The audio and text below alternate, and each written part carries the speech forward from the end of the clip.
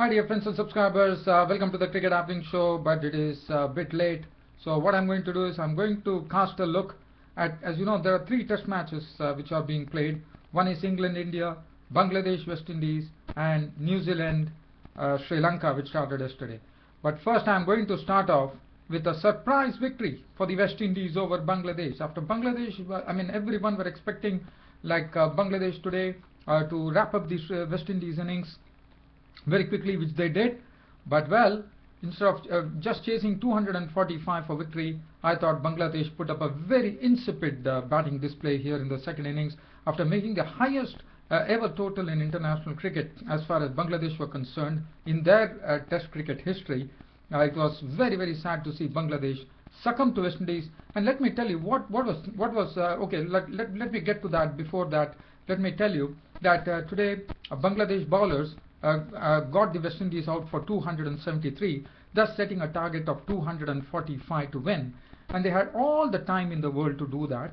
The Bangladeshi innings totally, in fact, they put up such an insipid batting display. And there are a lot of questions being asked now about Bangladesh performance in Test cricket. Yes, they were playing their first Test in 2012. But what a display. I mean, I am sure the fans would have been totally disappointed at the Dhaka ground that Bangladesh once again let down their fans here. And where 245 was such a paucity, yes, there was one thing was that Bangladesh was going for the runs. But what was very surprising was the person who did the damage was not the spinners. Normally on a fifth day you would expect the spinners to really rule the roost, but it was not. Even though the ball was turning on a turning pitch, Tino Best, the pace bowler, with a lot of chirping going on, and he was really attacking the Bangladeshi batsmen, really testing them with short balls, and well, he returned a splendid analysis. In fact, he had my man of the match would have been Tino Best for sure in this particular match, where the batters dominated the ball, even though the man of the match went to Kieron Powell because of his 2 centuries. But my man of the match would have been Tino Best for his bowling, because this was a very crucial stage. And Tino Best came in and absolutely rocked Bangladesh today. 12.3 overs, 2 maidens, 24 runs and 5 goals. Absolutely aggressive. As you know, he's a very aggressive bowler. He likes to give it back to the batsman. He does a lot of speaking on the field, but he's a real character on the field. That Tino Best, he was the one who was the hero, and he was given company by Veerasamy Perumal on his debut with his left arm spin. He bowled very well. 8 overs, no maiden, 3 for 32, and 2 for 32 for Ravi Rampal. Just talking about the game here, as I said, I can only briefly touch on that because I will cover 3 matches here, and that's the reason I started off with this Bangladesh match, which really would have surprised everybody. They succumbed to 167 all out, and West Indies probably never might have expected that, and they went to a 77-run victory. Just imagine this, a score where West Indies make 527. Bangladesh reply in the first dig with 556, taking a lead of 29 runs, and then wrapping up the West Indies innings for 273, and then themselves chasing a total very absolutely possible under the circumstances, 245. They are all out for 167. The West Indies winning the match with 77 runs and taking a 1-0 lead in the Test series. Absolute surprise, and West Indies would be, I'm sure they would be laughing all the way to the bank for the performance that Bangladesh put. And as I said, it was very surprising that on a turning pitch, Tino Best was the wrecker there. And look at it, Tamim Iqbal 5, and what would have really, let's look at the batting card. Tamim Iqbal made 5, Junaid Siddique made 20, Shahriar Nafiz made 23, Naeem Islam 26. Nobody was able to really go or stay there for a long knock. Shakib Al Hasan got a good ball from Best. He was out for 2. As I said, Best got all the wickets mostly from short deliveries. He really riled them by really pushing them onto the back foot. Mushfiqur Rahim made 16. Nasir Hussain made 21. Mahmudullah made 29, who was the highest scorer for Bangladesh, and 19 from Sohail Ghazi. And 161 also. One thing I wanted to mention is Sohail Ghazi on his international debut. What a bowling performance, and it was very sad to see Bangladesh lose from such a situation.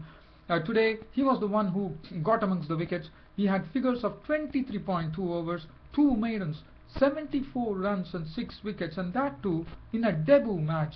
Take a bow, Sohail Ghazi. But I felt very sorry for Sohail Ghazi, right arm off spinner from Bangladesh, who did a wonderful job, but I thought the Bangladeshi batsmen absolutely let everyone down, and questions are being asked about Bangladesh's performance in Test cricket now. And it was no wonder that Bangladesh was playing their first Test match in 2012. This is not something that one would have expected from Bangladesh. And I could have expected if the spinners would have really done, but it was Tino best, so that definitely says that Bangladesh were trying to go for the target.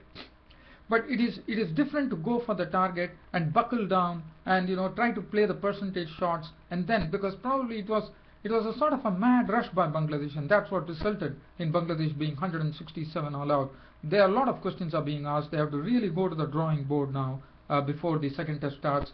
And Kieran Powell was named the man of the match, but my man of the match would have been Tino Best, because on a track which was not really yielding to the pace bowlers, he came up trumps. 12.3 overs, 2 maidens, 24 runs and 5 wickets.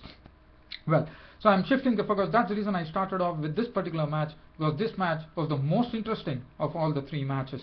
Now we go on to the next match, and the next match is between England and India. Well, England yesterday, in fact, they put up a very, very shabby display in the first innings, and they were wound up for 191. The chief record being Pragyan Ojha, left-arm spinner, 22.2 overs, 8 maidens, 45 runs and 5 wickets, and Ravichandran Ashwin, 27 overs, 9 maidens, 80 runs and 3 wickets. Pragyan Ojha was really, really plugging on to a very good line and length. It was making it very difficult for the batsmen. And look at the batting card for England.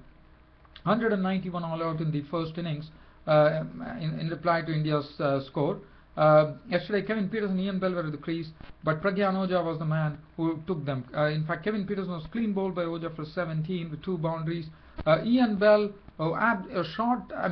let me say, Alistair Cook was out to the bowling of Ashwin for 41 with 7 fours, but Ian Bell, in the first delivery that he received, he tried to smack Ojha. He came dancing down the wicket, and all he could do was loft the ball, and Tendulkar took the catch. That was not something that would have expected from Ian Bell, such an accomplished batsman. Probably could have had a good look at Ojha and then decide to attack. That was, I would say, it was absolutely headless batting by Ian Bell under the circumstances, and that too at a situation when when they were reeling at 69 for 4, that became 69 for 5, and then Cook departed, 80 for 6 when Cook departed. Samit Patel departed. He was LBW bowled Yadav for 10. He was gone. That made him 97 for 7. But then there was a good partnership between Matt Pryor, who scored the highest total for England by making 48 with 7 fours, and Tim Bresnan, who made 19 with 2 fours. Stuart Broad contributed 25 runs with 2 fours and 1 6, being a victim of Zahir Khan. In fact, Zahir Khan had 1 wicket, and Umesh Yadav had 1 wicket to the name. Other than that, it was totally ruled by the spinners, Ravichandran Ashwin and Pragyan Ojha in particular, getting a 5-wicket bag.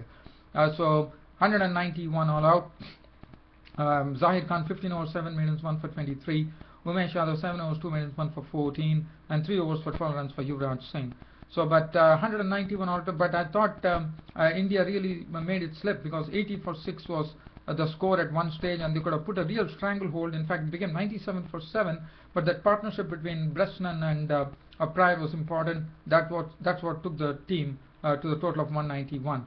But in the second leg, it was a much accomplished performance. In fact, it was a very, very improved performance from England, because they really put their heads down, and one has to really, really appreciate the way Alistair Cook, because they were following on after getting all out for 191 in the first innings, but Alistair Cook and Nick Compton really, really, as I said, they really put their heads down, and they were undefeated towards the end, and England did not lose any wicket, and this opening partnership had yielded 111.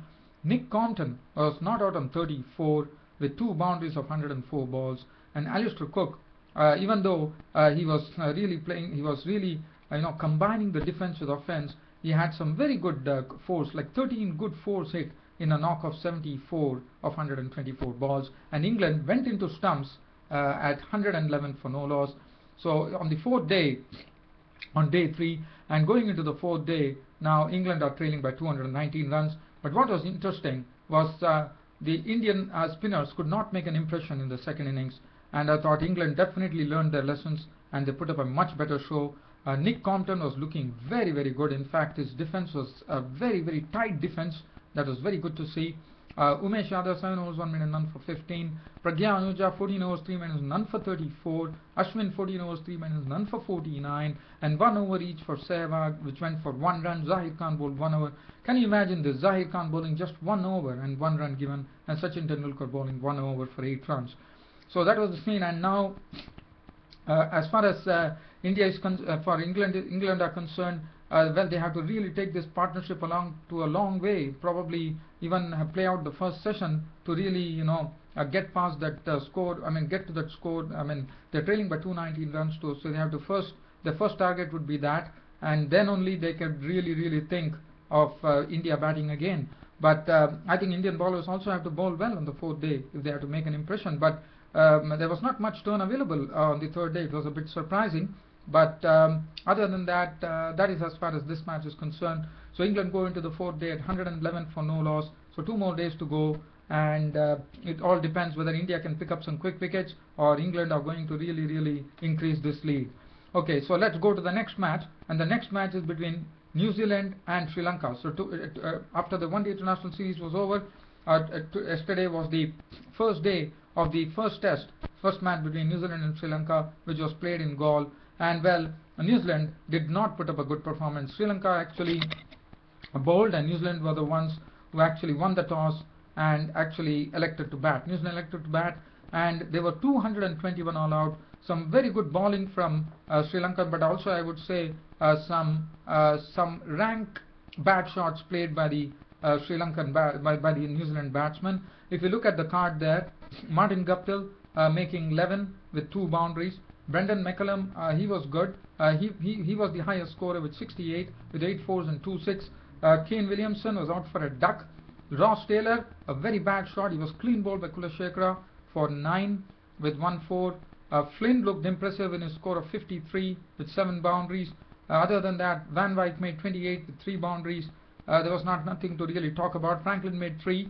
Doug Bracewell 12. Tim Southee made 16, and Jitan Patel was not out on 12. So Trent Bolt made 7. 221 all out. But I thought New Zealand would be really doing the fat, because this was a real flat track, and on a flat track New Zealand could muster only 221. And one has to, as I said, definitely Rangana Herath, the spinner. Actually, New Zealand is always fallible against spin, as we saw what they did against India against the likes of Ashwin and Oja. And today too, it was a similar story.